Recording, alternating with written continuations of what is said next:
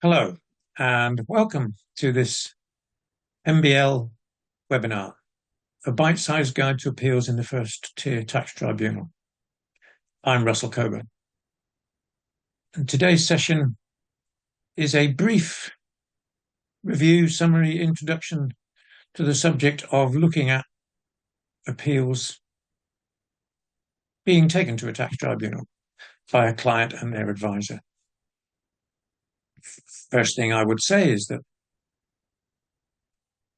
this is not something that many of you will perhaps do very often. So having experience of it is a good idea.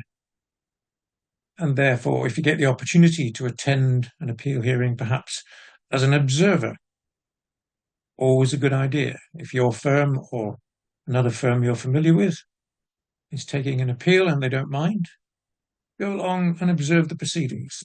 See how things are done. The more familiar you get with it, the more comfortable you will be. My first question, however, rather counterintuitively, is always consider whether or not a client actually needs to go to an appeal hearing. It's a pragmatic decision. Clients get involved with disputes with HMRC. What do they have to gain by losing or going or not going? Does your firm have reputational things to lose?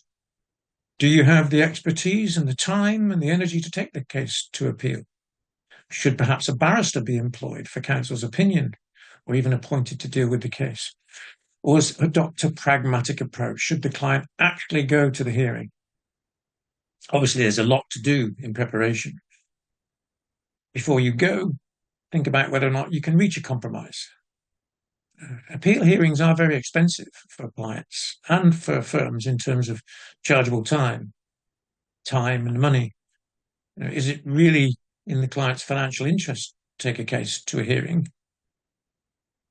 Or can the case be settled by compromise? An awful lot of cases, of course, are, as we're all aware.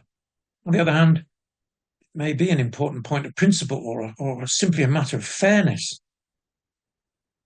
Appeal tribunal cases at the first tier are deciding basically on the history and the facts. In my experience these days, tax judges taking appeal hearings are generally very sympathetic to taxpayers, but obviously, whilst they have some discretion, they have to operate within the limits of tax law, and their discretion is also limited. So